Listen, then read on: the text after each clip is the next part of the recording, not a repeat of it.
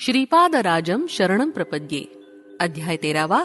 आनंद शर्मा यांचा वृत्तांत. शंकर भट्ट म्हणाले, मी सुब्बय्या श्रेष्ठी यांच्याकडून अनुमती घेऊन कुरवपुराच्या दिशेनं प्रयाण सुरू केलं. रात्रीच्या वेळी एका गावात आलो. माधुकरीसाठी कोणाच्या घरी जावं याच विचारत होतो. त्याच मार्गावरील एका घरासमोरील ओट्यावर एक ब्राह्मण सुखासीन होऊन शेजाऱ्यांशी बोलत असताना दिसलं. त्यांचे डोळे तेजस्वी होते आणि त्यातून कारुण्यरस ओसंडून वाहत होता. त्यांनी मला आदरानं घरात बोलावलं आणि जेवणास वाढलं. पोटभर जेवण झाल्यावर त्यांनी सांगण्यास सुरुवात केली. ते म्हणाले, मला आनंद शर्मा असं म्हणतात. मी गायत्री मंत्राचं अनुष्ठान करतो. थोड्या वेळापूर्वी गायत्री माता माझ्या अंतर्दृष्टीला दिसली आणि म्हणाली, एक दत्तभक्त येणार आहे, त्याला पोटभर जेव घाल. दत्तप्रभूंचं दर्शन घेतल्याचं फळ तुला लाभेल. तिनं सांगितल्याप्रमाणे आपलं दर्शन घेऊन मी कृतार्थ झालो. यावर मी म्हणालो, मी दत्तभक्तच आहे. सध्या दत्तप्रभू भूलोकात श्रीपाद श्रीवल्लभ या नावारूपानं आहेत. ते ऐकून त्यांच्या दर्शनासाठी मी कुरवपूरला निघालो आहे. माझं नाव शंकर भट्ट आहे. मी कर्नाटकी ब्राह्मण आहे. कण्व मुनी आश्रम कथा. माझं बोलणं ऐकून आनंद शर्मा हसले आणि म्हणाले, आमच्या वडिलांनी माझी मुंज केली होती तेव्हा एक अवधूत आले होते. आमच्या घरातील सर्वांनी त्यांची उत्तम प्रकारे सेवा केली. गायत्री मंत्रानुष्ठानाबद्दल त्यांनी बऱ्याच गोष्टी सांगितल्या. पेंचलकोन भागातील श्री नृसिंहाचं दर्शन घेण्याचा त्यांनी आदेश दिला. माझे वडील मला पेंचलकोनला घेऊन गेले. तेथील नृसिंहाचं दर्शन घेतल्यावर ते ध्यानस्थ झाले. ते ध्यान सकाळपासून रात्रीपर्यंत चालू होतं. मला भीती वाटली आणि भूकही लागली होती. कोणी एका अनोळखी गृहस्थानं मला जेवण आणून दिलं. तो महात्मा मला घेऊन दुर्गम असलेल्या जंगलातून एका डोंगरातील गुहेत गेला आणि तिथे तो अंतर्धान पावला. त्या गुहेत एक वृद्ध तपस्वी बसले होते. त्यांचे डोळे अग्निगोलकाप्रमाणे लाल होते. 101 ऋषी त्यांची सेवा करत होते. ते वृद्ध तपस्वी स्वतः कण्व मुनी होते. ती त्यांची तपोभूमी असून सेवा करणारे त्यांचे ते शिष्य होते. ते युवक दिसत असले तरी हजारो वर्षांचं त्यांचं वय आहे. अवधूत रूपातील श्री दत्तप्रभूंचं दर्शन घडल्यामुळे ते येथे येऊ शकले होते. मला संभ्रम पडून मी आश्चर्यचकित झालो आणि तोंडून एक शब्दही निघेना. शरीर कापू लागलं. तेवढ्यात कण्व महर्षी म्हणाले, सध्या दत्तप्रभू पिठिकापुरमला श्रीपाद श्रीवल्लभांच्या रूपात आहेत. आमच्यावर जरा कृपादृष्टी पडू द्या असं त्यांना कळवा. तुला लवकरच श्रीपाद श्रीवल्लभांच्या पादुकांचं दर्शन होऊ दे. असा आशीर्वाद देऊन त्यांनी माझ्या डोक्यावर आपला वरदहस्त ठेवला. मी क्षणभरात वडिलांजवळ आलो. त्यांची समाधी उतरली होती. त्यानंतर आम्ही आमच्या गावी आलो. मला कण्व महर्षींच्या आश्रमात आलेला हा अनुभव, श्री दत्तप्रभूंचा नवा अवतार पिठिकापुरात आहे, हे सुद्धा मी माझ्या वडिलांना सांगितलं नाही. राजमहेंद्रीजवळील पट्टसाचला पुण्यक्षेत्र. काळ चालला होता. कण्व महर्षींच्या आशीर्वादानं मला ध्यानात पादुकांचं दर्शन होत असे. एकदा आमच्या घरी काही नातेवाईक आले. त्यांना पुण्य नदीत स्नान करून पुण्यक्षेत्रांचं दर्शन घेण्याची इच्छा होती. त्या नातेवाईकांनी माझ्या वडिलांना त्यांच्या बरोबर येण्याचा आग्रह केला. तो त्यांनी मान्य केला आणि मला सुद्धा यात्रेसाठी बरोबर घेतलं. राजमहेंद्री हे गोदावरी नदीच्या तीरावरील एक महापुण्य क्षेत्र आहे. राजमहेंद्रीच्या उत्तर दिशेस असलेल्या डोंगरावर काही ऋषी तपस्या करीत होते, तर काही पूर्व दिशेस असलेल्या पर्वतावर तपश्चर्या करत होते. राजमहेंद्रीपासून थोडं दूर असलेलं पट्टसाचला हे पुण्यक्षेत्र गोदावरीच्या मध्यावर आहे. महाशिवरात्रीच्या या शुभदिनी काही ऋषी पट्टसाचला या क्षेत्री येत, तर काही ऋषी राजमहेंद्रीतील कोटिलिंग क्षेत्रात वेदांचं स्वस्ती वाचन करीत. हे ऋषी परस्पर मध्यभागातून पूर्वेकडे येत. पश्चिम, उत्तर आणि दक्षिणेकडून येणारे ऋषीगण येदरुलपल्ली या गावी जमत असत. येदरुलपल्ली ग्रामास अगदी जवळ असणाऱ्या मुनिकुडली ग्रामामध्ये विश्राम घेऊन परस्पर चर्चा करीत.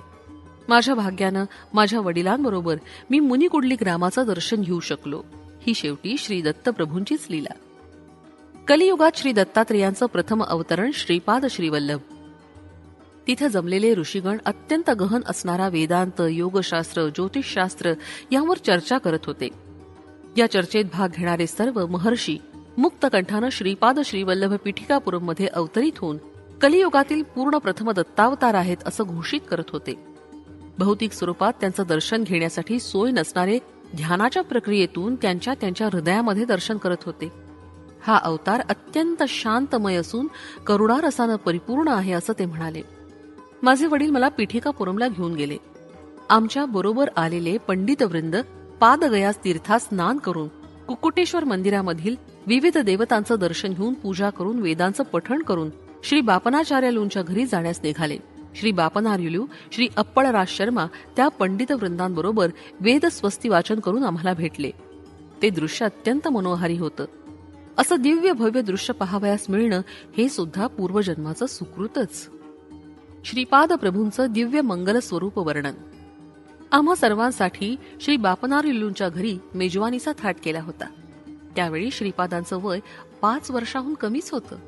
लहान वयाचा तो दिव्य शिशू अत्यंत तेजोवंत, वर्चस्वी, सुंदर, अजानुबाहू, नेत्रद्वयात अनंत प्रेम करुणा भरून असलेला असा होता, ज्याचं वर्णन करता वेद थकले तेथे माझ्यासारख्या पामराची काय कथा. मी त्यांच्या श्रीचरणांना स्पर्श करून नमस्कार केला तेव्हा त्यांनी आपला अभयहस्त माझ्या शिरावर ठेवला. जन्मजन्मांतरापासून माझा अनुग्रह तुझ्यावर आहे. पुढच्या जन्मी व्यंकटय्या या नावानं अवधूत होऊन, निरताग्निहोत्री होऊन, दुष्काळ पडल्यावर पाऊस पाडण्याचं सामर्थ्य तुला प्राप्त होईल. तसंच सांसारिक लोकांना होणाऱ्या त्रासांचं शमन करण्यास समर्थ होशील असा श्रीपाद प्रभूंनी आशीर्वाद दिला. मी म्हणालो, श्रीपाद प्रभूंच्या लीला अद्भुत, अगम्य आणि अनाकलनीय आहेत. गायत्री मंत्राच्या साधनेतील रहस्य उलगडून दाखवण्याची कृपा करावी. श्रीपाद प्रभूंकडून गायत्री मंत्र सर्वाक्षर महिमा. आनंद शर्मा म्हणाले, गायत्री शक्ती विश्वव्याप्त आहे. तिच्याशी संबंध स्थापित केला असता सूक्ष्म प्रकृती स्वाधीन होते. तिच्या योगानं भौतिक, मानसिक तसंच आत्म्याशी संबंधित क्षेत्रातील सर्व प्रकारची संपत्ती प्राप्त होऊ शकते. आपल्या शरीरात असंख्य नाड्यांचं जाळं पसरलं आहे. यातील काही नाड्या जुळल्या असता त्यांना ग्रंथी म्हणतात. जपयोगात श्रद्धा निष्ठा असलेल्या साधकांच्या मंत्रोच्चारानं या ग्रंथी जागृत होऊन त्यातील सुप्त शक्तींचा प्रादुर्भाव होतो. ओम या अक्षराचा उच्चार केला असता मस्तकातील भाग प्रभावित होतो. भू या अक्षराच्या उच्चारानं उजव्या डोळ्यावरील 4 बोटांचा कपाळाचा भाग जागृत होतो. भुवहा या उच्चारणानं मानवाच्या भ्रुकुटीच्या वरील 3 अंगुलींचा भाग प्रभावित होतो. स्वहा या अक्षराच्या उच्चारानं डाव्या डोळ्यावरील कपाळाचा 4 अंगुली इतका भाग जागृत होतो.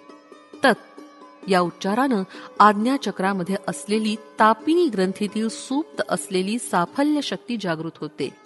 स या उच्चारानं डाव्या डोळ्यातील सफलता नावाच्या ग्रंथीमध्ये सुप्त रूपानं असलेली पराक्रम शक्ती प्रभावित होते.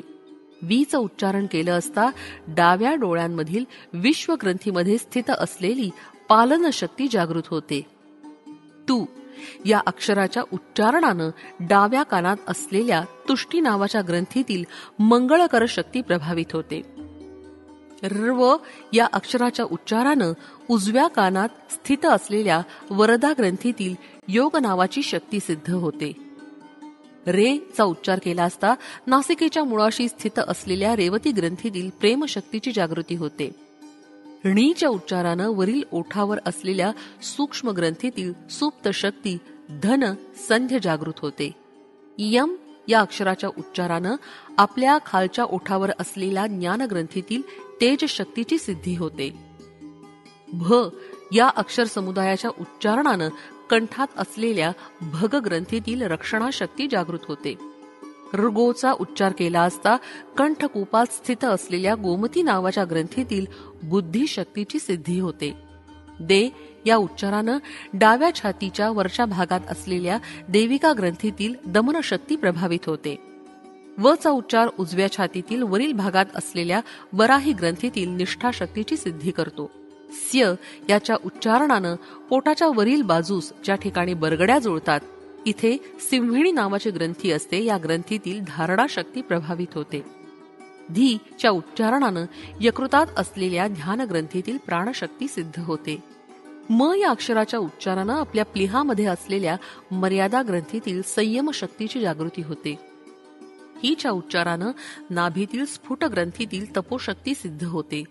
धी या अक्षराच्या उच्चारणानं पाठीच्या कण्याच्या खालील भागात असलेल्या मेघा ग्रंथीतील दूरदर्शिता शक्तीची सिद्धी होते. योच्या उच्चारणानं डाव्या भुजेत स्थित असलेल्या योगमाया ग्रंथीतील अंतर्निहित शक्ती जागृत होते. योच्या उच्चारणानं उजव्या भुजेमध्ये स्थित असलेल्या योगिनी ग्रंथीतील उत्पादन शक्ती जागृत होते. नहा या अक्षराच्या उच्चारणानं उजव्या कोपऱ्यामध्ये असलेल्या धारणी ग्रंथीतील सरसता शक्तीची सिद्धी होते. प्र या अक्षराच्या उच्चारणानं डाव्या कोपऱ्यात असलेल्या प्रभव ग्रंथीतील आदर्श नावाच्या शक्तीची जागृती होते. चो या अक्षराच्या उच्चारणानं उजव्या मनगटात स्थित असलेल्या उष्मा ग्रंथीतील साहस शक्तीची सिद्धी होते. द या अक्षराच्या उच्चारणानं उजव्या तळहातावर असलेल्या दृश्य नावाच्या ग्रंथीतील विवेक शक्तीची जागृती होते. यात या अक्षरद्वयांच्या उच्चारणानं डाव्या हातावरील निरंजन ग्रंथीतील सेवा शक्ती सिद्ध होते. अशा प्रकारे गायत्री मंत्रातील 24 अक्षरांचा 24 ग्रंथी आणि त्याच्या 24 प्रकारच्या शक्ती यांच्याशी निकटचा संबंध आहे. 9 ही संख्या न बदलणारी असून ब्रह्मतत्वाची सूचक आहे. 8 ही संख्या माया तत्वाला सूचित करणारी आहे. दो चपाती देवलक्ष्मी या वाक्याचं विवरण. श्री प्रभू त्यांना आवडणाऱ्या घरातून 2 पोळ्या म्हणजे चपात्यांचा स्वीकार करीत असत. ते दो चपाती देवलक्ष्मी असं म्हणण्याऐवजी दो चौपाती देवलक्ष्मी असं म्हणत. दो म्हणजे 2 ही संख्या, चौ म्हणजे 4. पतिदेव या शब्दात जगतप्रभू असलेल्या परमेश्वराची 9 ही संख्या सूचित होते. लक्ष्मी शब्द माया स्वरूप असलेल्या 8 या संख्येची सूचना देतो. म्हणून 2 4 9 8 ही संख्या अद्भुत मानली जाते. तेच गायत्री स्वरूप आहे, परमात्मा स्वरूप आहे. पराशक्ती सुद्धा तेच आहे हे सुचवण्यासाठी या संख्या श्रीपाद प्रभू या पद्धतीनं जोडत असत. तेव्हा मी म्हणालो, महाराज मला गायत्री मंत्रातील 24 अक्षरांबद्दल तुम्ही सांगितलं, थोडंसं समजलं. 9 ही संख्या परमात्म स्वरूप म्हणता आणि 8 ही संख्या माया स्वरूपाची म्हणता ते मला तेवढंच समजलं नाही. 9व संख्या विवरण. आनंद शर्मा म्हणाले, अरे शंकर भट्टा, परमात्मा विश्वातीत आहे. तो कोणत्याही परिवर्तनानं बाधित होत नाही. 9 ही संख्या विचित्र आहे. 9ला 1 भागल्यास 9च येतात. 9ला 2 गुणल्यास 8 येतात. 1 आणि 8ची बेरीज 9च येते. 9ला 3 गुणल्यास 27 ही संख्या येते. 2 आणि 7ची बेरीज 9च येते. या प्रकारे कितीही संख्येनं गुणलं आणि येणाऱ्या संख्येचे आकडे एकत्र केल्यास 9 हीच संख्या येते. त्यामुळे 9 ही संख्या ब्रह्मतत्व सुचवते. गायत्री मंत्राचं विवरण. गायत्री मंत्र हा कल्पतरूप्रमाणे आहे. यातील ओंकार भूमीतून वर येणारा कोंब मानला जातो. भगवंत आहे याचं ज्ञान, परमेश्वरावरील निष्ठा ओंकाराच्या उच्चारणानं येते. हा कोंब 3 शाखांमध्ये